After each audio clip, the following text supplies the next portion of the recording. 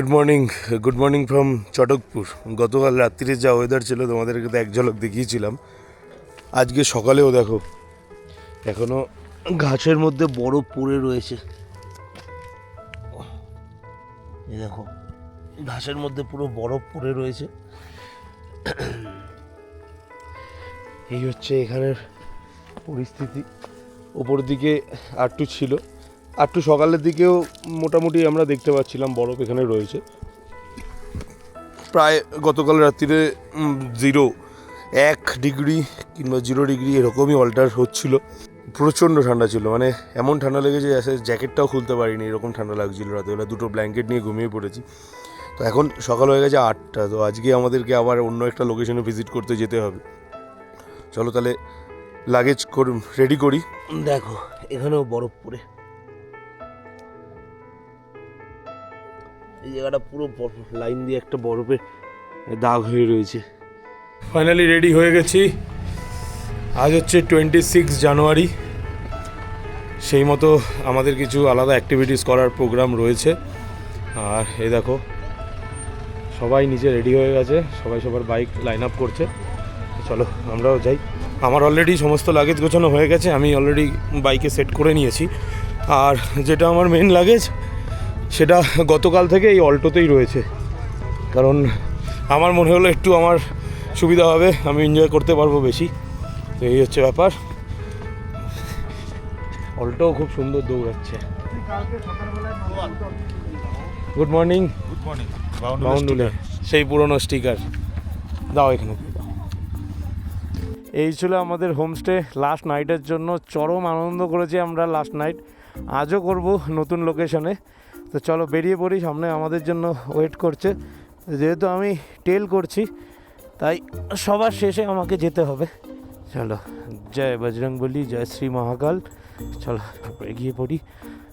নিকল রে দাদা, টাটা। গতকাল আমরা যে রাস্তা দিয়ে এসেছি সেই রাস্তা দিয়ে আজকে আর আমাদের ফেরা হচ্ছে না, কারণ আমরা এখান থেকে যাব টোরিওক। টোরিওক সম্পর্কে বলবো, টোরিওক হচ্ছে শিটংয়ের একটা চ্যাপ্টার। যেরকম শিটংয়ের কিছু চ্যাপ্টার আছে, আপার শিটং, লোয়ার শিটং, সেরকমই টোরিওক হচ্ছে শিটংয়েরই একটা অংশ। তো সেখানেই আমরা যাব। আজ ওখানে আমাদের হোমস্টে রয়েছে, ওখানে আমাদের স্টে রয়েছে আজকে রাতের জন্য। তো তারপর ওখান থেকে কাল আমরা ট্রিপ কমপ্লিট করে আমাদের বাড়ির উদ্দেশ্যে বেরোবো। যে সকালবেলা যে ঠান্ডা লাগছিল এত, যার কারণ প্রচুর বরফ জমেছিল, তাই এখানকার ঘাস, এখানকার রাস্তাঘাট এখনও এরকম ভেজাই রয়েছে, শুকায়নি। কালকে আমরা ইনক্লাইন করেছি প্রচুর, ডিক্লাইন করেছি কম। আর আজ আমাদের ডিক্লাইন প্রচুর, ইনক্লাইন কম। এ হচ্ছে ব্যাপার। তোমরা যদি কখনো এইসব জায়গা ভিজিট করতে চাও, চটকপুরে ভিজিট করতে চাও, তাহলে সত্যি করে বলছি একদম মাইন্ড প্রিপেয়ার করে তবেই আসবে, কারণ মাঝ রাস্তায় ফিরে যাওয়াটাও খুব মুশকিল একটা ব্যাপার। এদিকটা পুরো ঝাউবনের জঙ্গল। গতকাল এই এরিয়াতেই একটা বাইক পড়েছিল অন্য একটা গ্রুপের। রাতের বেলাতে আমরা হেল্প দিতে চেয়েছিলাম, বাট আমাদের হোটেল থেকে বললো যে না যাওয়াটাই বেস্ট হবে, কারণ ওরা টোটাল 45% এসেছিল, তারা কেউ ফোন ধরছিল না। আর দ্বিতীয়ত যে লাস্ট রাইডার ছিল সে প্রচুর ড্রাঙ্ক ছিল, প্রচুর পরিমাণে ড্রিঙ্ক করে বাইক রাইড করছিল, যেটা একদমই উচিত না। আমরা তো কখনো এটাকে টলারেট করিই না, তো সেই জন্য আমরা আসিনি। কিন্তু আমরা চেয়েছিলাম মনে প্রাণে ওনাকে হেল্প করতে, কিন্তু আমাদেরকে বলা হলো যে না যাওয়াটাই বেস্ট। হোটেল প্রপার্টির লোকেরা বললো ওখানে লোক আমরা পাঠিয়েছি, ওরা গাড়ি তুলে দেবে। উনি এরকমই ড্রিঙ্ক করেছিল যে উনি গাড়িটা নিজে তুলতে পারবে না। প্লাস তবে এখানকার লোকাল লোকেদের কথা যদি বলি, এখানকার লোকাল লোক কিন্তু খুবই হেল্পফুল, খুবই। রাস্তা চেঞ্জ করে গতকালকে আমরা হোমস্টে থেকে জাস্ট 2 কিলোমিটার আসার পরে একটা রাস্তা আছে যেটা দিয়ে আমরা এসেছিলাম, আর ঠিক তার অপোজিটে আরেকটা রাস্তা আছে ছোট, একটু হাই ইনক্লাইন, এরকম জঙ্গলের মধ্যে দিয়ে, যেটা দিয়ে আমরা আজ যেতে চলেছি। তো এখান থেকে বড় গাড়িটা ক্রস করানো যাবে না, কারণ এই যে রাস্তা, যদি বাই চান্স সামনে রাস্তা না থাকে তাহলে বাইক ঘুরে আসতে পারবে, বাট বড় গাড়ি পারবে না। তো সেই জন্য বড় গাড়িকে আমরা আমাদের গতকালকে রাস্তা দিয়ে পাঠালাম, আর আমি চললাম ওদের পিছন পিছন। সবাই মোটামুটি অনেকটা আগে চলে গেছে, আমি সবার শেষ। আমি দাঁড়িয়ে ওখানে গল্প করছিলাম লোকালদের সাথে। বাহ, রাস্তাটা বেশ ভালো।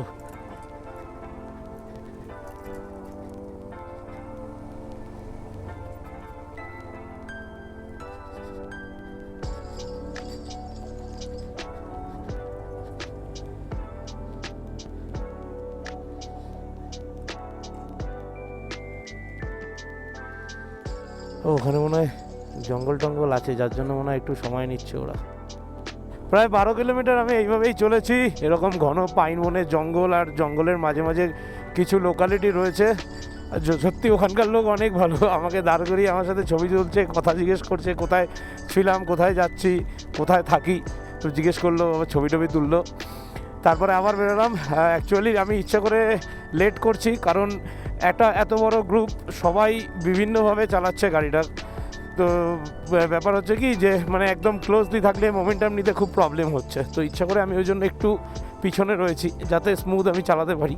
তাহলে আমাকে বারবার দাঁড়াতে হবে না, এটা মেন পয়েন্ট। কারণ প্রথম দিকে তোমরা দেখছিলেই যে আমাকে দাঁড়াতে হচ্ছে বারবার করে ওদের জন্য। আমি এই জন্য সবাইকে আগে পাঠিয়ে আমি সবার পিছনে স্লো যাচ্ছি। এদিকে জঙ্গলটা দেখো, বাপরে পুরো হন্টেড লাগছে, হন্টেড। মেন সমস্যা হচ্ছে আমার ট্যাঙ্ক ব্যাগটা এতটা ঢিলে কেন হয়ে গেছে বুঝতে পারছি না। হ্যান্ডেলের মধ্যে লাগছে, যার জন্য হ্যান্ডেলটা ভারী হয়ে যাচ্ছে টার্নিংয়ের সময়। আমি আরও একটা প্রবলেম গাড়ি চালাতে চালাতে নোটিস করলাম, এটা গতকালই নোটিস করেছি। সেটা হচ্ছে চাকা, মানে আমার বাইকের দুটো চাকাই হচ্ছে স্পোক হুইল। তো ডেফিনেটলি ওর ভেতরে টিউব আছে, তো স্পোকগুলো কোনো কারণে হয়তো ঢিলে রয়েছে দু একটা, যার জন্য মাঝে মধ্যে গাড়িটা ডিসব্যালেন্স হচ্ছে এই অফরোডের মধ্যে। তো সেই জন্য আমি স্যাডেলিংও করতে পারছি না, মানে খুব ট্রাস্টেডভাবে, আর খুব রানিংও যেতে পারছি না, কারণ ওর ক্ষতি হয়ে গেলে আমার অসুবিধা হবে। নেমে এলাম, সবাই আমার জন্য ওয়েট করছিল, কারণ আমি একটু ধীরে এলাম, যেরকম তোমাদের সাথে গল্প করছিলাম, সেই জন্য আমার একটু লেট হলো। এখন এখান থেকে আমরা যাব শিটংয়ের দিকে। শিটং থেকেই একটা রাস্তা আলাদা হয়েছে যেটা যাচ্ছে টোরিয়কের দিকে।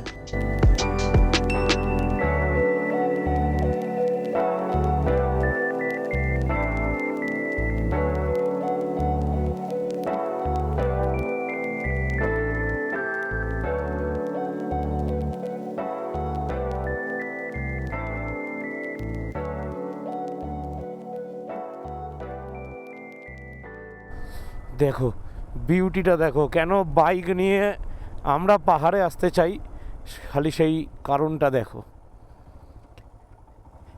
এত সুন্দর জঙ্গল, জঙ্গলের মাঝখান দিয়ে এত সুন্দর রাস্তা, মানে এত সুন্দর, মানে সত্যি অসাধারণ রাস্তা। দেখো আগে এইসব রাস্তা খুবই খারাপ ছিল, বাট এখন ধীরে ধীরে এইসব রাস্তাগুলো অনেক ভালো হয়ে গেছে। মংপু হচ্ছে এখান থেকে প্রায় 14 কিলোমিটার, আর আমরা মানে যদি ব্যাকে যাই তাহলে এখান থেকে প্রায় ওই 11 কিলোমিটার মতো গেলে আমরা দার্জিলিংয়ের রাস্তাটা ধরতে পারবো, যেটা দিয়ে আমরা দার্জিলিং চলে যেতে পারবো। লামাটা ইকো পার্কের জন্য এই রাস্তাটা নয়, লামাটার জন্য একটা আলাদা রাস্তা আছে, যেখান থেকে আমি অরূপদার সাথে জয়েন করলাম সেই জায়গা থেকে রয়েছে। ওইটার ডিটেলস আমি পরে বলতে পারবো অরূপদার থেকে জেনে। আর এখানে যত ওপরে উঠছি এবার, ঠান্ডার হাওয়া বাবা পুরো কাঁপিয়ে দিচ্ছে। দেখো খালি জঙ্গলগুলো। চা বাগান এখন আর নেই, এখন আর চা বাগান দেখা যাবে না। চা বাগান হচ্ছে আবার শিলিগুড়ির দিকে গেলে তারপর।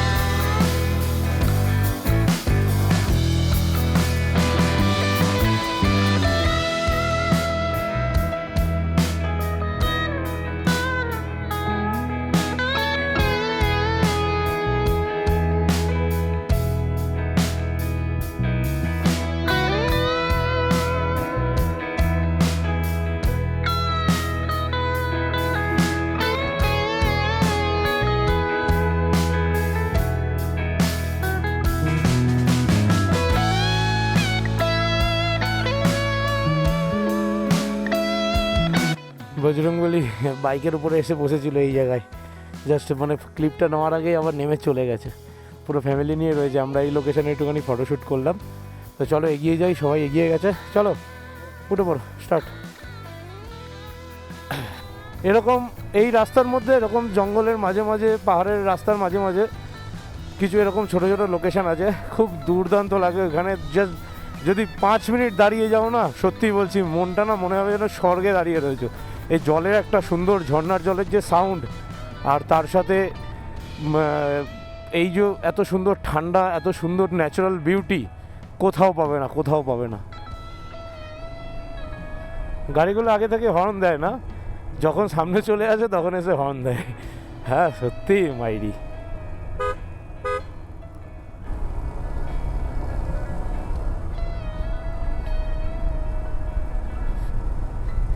এখন রাস্তাগুলো দেখো, এবার উপরের দিকে উঠছে, আর এই জঙ্গলটা পুরো পাইন বনের জঙ্গল। আমি এর আগে যখন এই রাস্তায় এসেছিলাম তখন আমার মনে আছে রাত্রির হয়ে গেছিলো রিটার্ন ফিরতে ফিরতে, মানে হোমস্টের দিকে যেতে যেতে।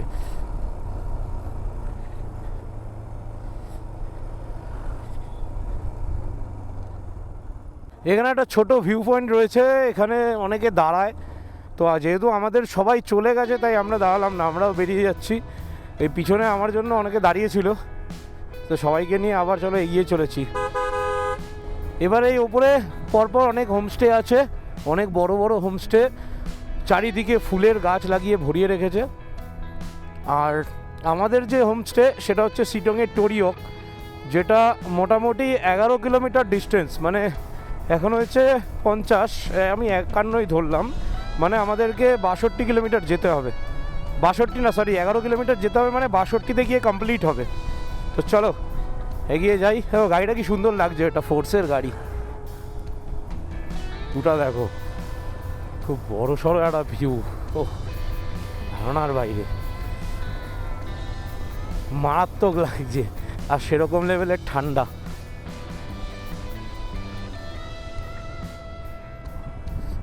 পুরো শাল গাছের জঙ্গল, পাইন গাছের জঙ্গল ভর্তি, আর তার মাঝখান থেকে এরকম রাস্তা, মানে ওপরের দিকে যদি তাকানো যায়, মানে বাঁদিকে ওপর দিকে আস্তে আস্তে উঠে গেছে, আর এই ডান দিকে পুরো আস্তে আস্তে গাছগুলো নিচের দিকে নেমে গেছে।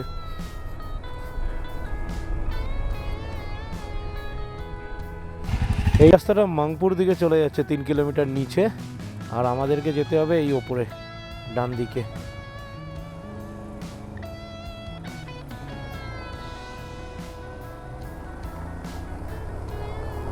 যেহেতু পাহাড়ে আবার ওঠা শুরু করলাম তাই ইনক্লাইনটা অনেক হাই।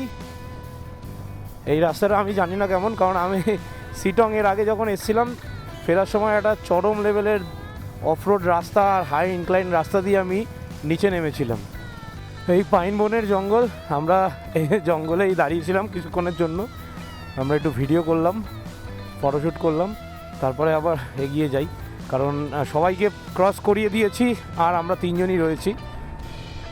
এবার ডিরেক্ট আমাদের হোমস্টেতে যাই, তারপরে লাঞ্চ করে আবার বেরোবো একটু, কারণ গতকালকে আমি দুপুরের পরে বেরোনোর সুযোগই পাইনি, এত ঠান্ডা লাগছিল।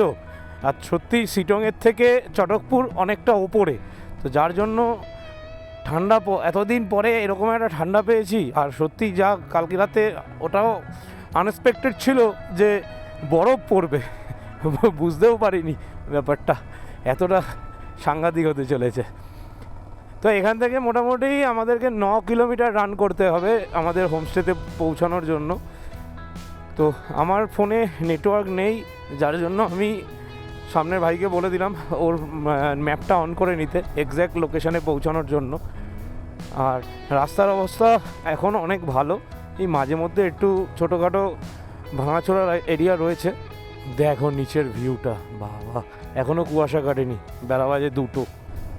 নর্মালি আমাদের হোমস্টেতে পৌঁছানোর জন্য অনেকগুলো রাস্তা আছে, তো আমার সামনে যত কটা বাইকারকে পাস করিয়েছি সবাই এটা দিয়েই গেছে, বাট এখানে দুজন বললো যে এই রাস্তাটা কি সামনে আন্ডার কনস্ট্রাকশন রয়েছে, একটু দেখে সাবধানে যেতে হবে। ও ঠিক আছে, ডাজেন্ট ম্যাটার, চলো এগিয়ে যাই।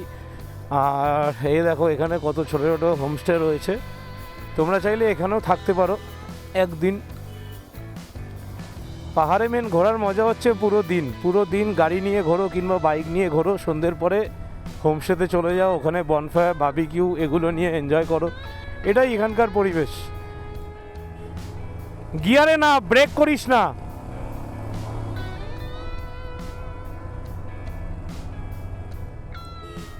ভাই সাব, রাস্তাটা দেখো।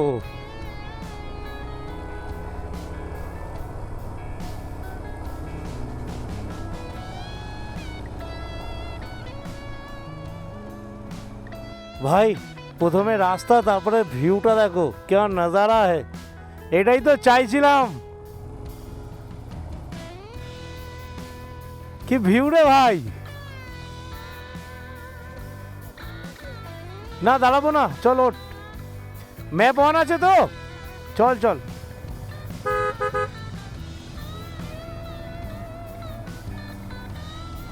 সাংঘাতিক একটা ভিউ দেখে নিয়েছি আমরা।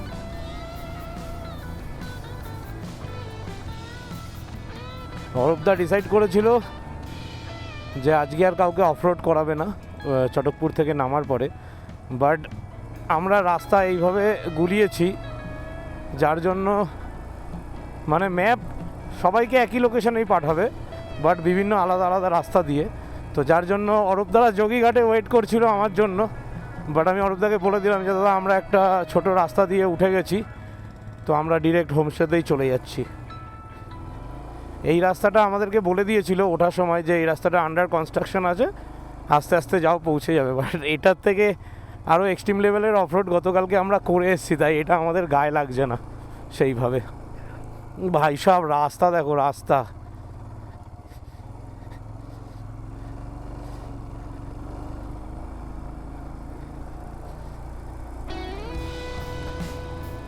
চরম শান্তির রাস্তা, এটা কিছু বলার নেই। আর এখানেও ছোটো ছোটো হোমস্টে রয়েছে, লোকাল জনবসতিটা এখানে প্রচুর। আর তার মাঝখান থেকে এরকম খাড়া রাস্তা।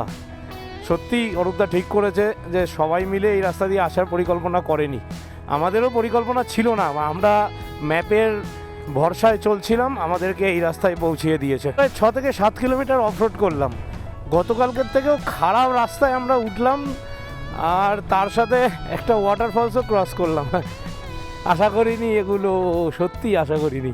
এখন রাস্তাটা মোটামুটি ভালো আছে, কারণ রাস্তা আবার ওখান থেকে একদিকে চলে গেছে ওই ভাঙাচোরা রাস্তাটা, আর একদিকে পিচের রাস্তা এসছে। আমাদের যেটা অ্যাকচুয়াল যাওয়ার রাস্তা সেটাই, তো সেটা দিয়েই যাচ্ছি আপাতত।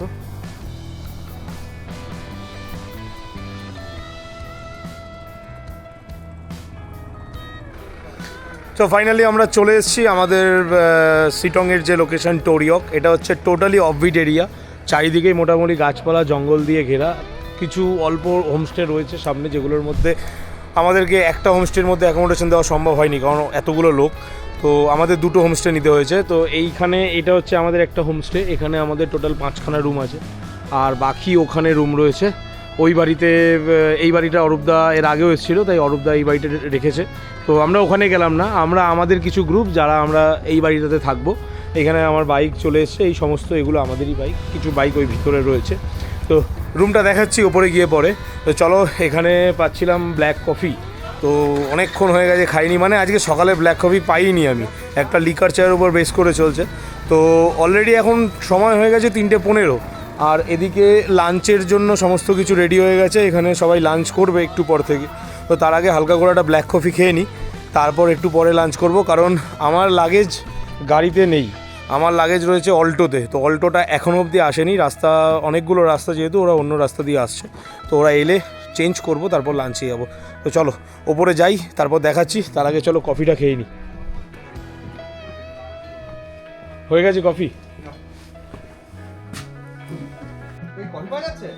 হ্যাঁ, তো কফি চলে এসছে, তো একটু চুমুক দিয়ে নিই। ঠান্ডার মরশুমে পাহাড়ে ঘুরতে এলে কফিটার মাধুর্য একটা অন্যরকম, মানে যেরকম এনার্জেটিক হয় সেরকম পুরো শরীরটাকে গরম করে দেয়, আর চাঙ্গা তো ডেফিনেটলি করে। তো গোটা রাইডে আমার কফিতেই চলছে, চাটা অতটা প্রেফার করি না। এই হচ্ছে আমাদের হোমস্টে, এই ঘরটা 3 জন রয়েছে, আর এই পাশে ঘর আছে, এই ঘরটা আমাদের, এখানে আমরা 3 জন থাকবো। জাস্ট দেখো জানলা দিয়ে ভিউ ঘরের, আর এই সিঁড়ি দিয়ে ওপরে যাওয়া যায়, ওপরটা পরে দেখাচ্ছি, ওপরে আরও ঘর আছে। তো এই আমাদের টোটাল বেড, আর এদিকে রয়েছে বাথরুমটা খুব সুন্দর, ছোটোর মধ্যে গিজার টিজার সব রয়েছে। আর সকালবেলার ভিউটা জানলা থেকেই বসে এনজয় করার মতো। এরকম আমি যতবারই শিলংয়ে আসি এরকম ধরনেরই একটা রুম খুঁজি এবং পাইও সত্যিকারের। আরও একটা বড় বিল্ডিং ওদিকে রয়েছে যেখানে বাদবাকি সবাই রয়েছে, তো এখান থেকে যেটা উপভোগ করা যাবে ওখান থেকে অনেকটা দূর মনে হবে, তাই এটাই বেস্ট। তো চলো জামা প্যান্টটা চেঞ্জ করে নিই, তারপরে লাঞ্চে যাব, তারপরে আবার তোমাদেরকে দেখাচ্ছি। এখানে গত দিনের থেকে মানে গতকালকের থেকে আজকে এখানে ঠান্ডাটা অনেকই কম, তাই জন্য সকালবেলাতে মানে যখন ছটকপুর থেকে বেরিয়েছিলাম তো ওখানে স্নান করিনি, কারণ এতটাই ঠান্ডা ছিল, ওয়েদার খুব খারাপ ছিল, শরীর খারাপ হতে পারে। গরম জলে চান করাটা বড় কথা নয়, কিন্তু মানে আমি ঠান্ডা জলে যেহেতু অভ্যস্ত, তো এখানে আসার পরে আমি ওখানে জাস্ট স্নান করে নিলাম। তো চলো এবার যাই লাঞ্চ করি, এখন সবার থেকে আমি লেট, চলো লাঞ্চ করে আসি। যত সন্ধে হচ্ছে ঠান্ডাটা হালকা হালকা বাড়ছে, হয়তো আমি স্নান করেছি বলে হয়তো বেশি লাগছে ঠান্ডা। লাঞ্চ হয়ে গেল, এই স্নানটা করতে গিয়ে লেট হলো, স্নানটা না করলে না শরীরটা অস্বস্তিকর লাগছিল। কি রে খালি আমি আর তুই দিয়ে दो, सॉरी चाचा लेट हो गया। हाँ क्या खाना बनाना अच्छा ले लूँ अकेला? ठीक है ले लेते। আজকে দুপুরের মেনু ভাত, এখানে আছে এটা কি আছে বাঁধাকপি, না বাঁধাকপি সোয়াবিন দিয়ে আলু দিয়ে তরকারি, এটা একটা শাকের তরকারি আর ডাল, শাকের তরকারিতে আবার দুটো মাছ আছে আর কি আছে ডিম। কে কে খাইনি এখনো? তুমি আমি বাকি। ঠিক আছে চলো ডিমটা উড়িয়ে নিই, দেখাচ্ছি তারপর খাবারটা নিয়ে। দুপুরের লাঞ্চ, আর দুপুর বলা যায় না, এখন ইভিনিং হয়ে গেছে অলরেডি। কটা বাজে? 4:30, 4:40 হয়ে গেছে সময়। তো চলো হালকা করে খেয়ে নিই, কারণ অনেকক্ষণ খিদে পেয়েছে।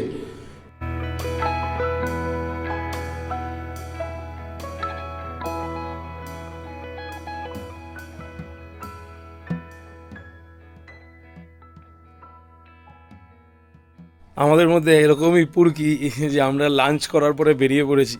তো প্রায় 1 কিলোমিটার মতো আমরা পাহাড়ের হাই ইনক্লাইনে হেঁটে হেঁটে উঠেছি, কোনো জ্যাকেট ছাড়া। আমি জাস্ট একটা হাফ প্যান্ট পরে চলে এসেছি অরেঞ্জ গার্ডেন দেখার জন্য। তো এই দেখো, এই হচ্ছে অরেঞ্জ গাছ, যেখানে ছোটো ছোটো অরেঞ্জ হয়ে রয়েছে, আমি দেখাচ্ছি। হ্যাঁ এই দেখো ছোটো ছোটো অরেঞ্জ হয়ে রয়েছে এই গাছগুলোতে পরপর। এখানে অনেক ধরনের গাছ ওরা নিজেরা চাষ করে। তো আমরা যে হোমস্টেতে রয়েছি এটা তাদেরই একটা ছোট হোমস্টে, জাস্ট রিসেন্টলি তৈরি করেছে, এটাও খুব সুন্দর। এই হোমস্টে নিয়ে একটা ভালো ব্লগ আমি আলাদা করে বানিয়েছি, ওটা একবার চেক করে নিও। তো আমরা এই করতেই এসেছি। তো চলো এখন সন্ধে হয়ে গেছে, আবার চলে যাই আমাদের হোমস্টের দিকে, গিয়ে জ্যাকেট ট্যাকেট পরে নিই। চলো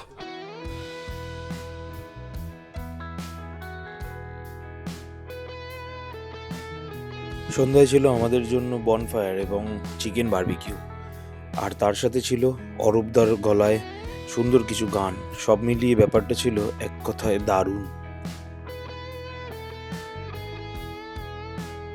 তোমরাও যদি এইভাবে পাহাড় উপভোগ করতে চাও তাহলে আমাদের সাথে বাউন্ডুলের পরবর্তী ট্রিপে অবশ্যই জয়েন করতে পারো।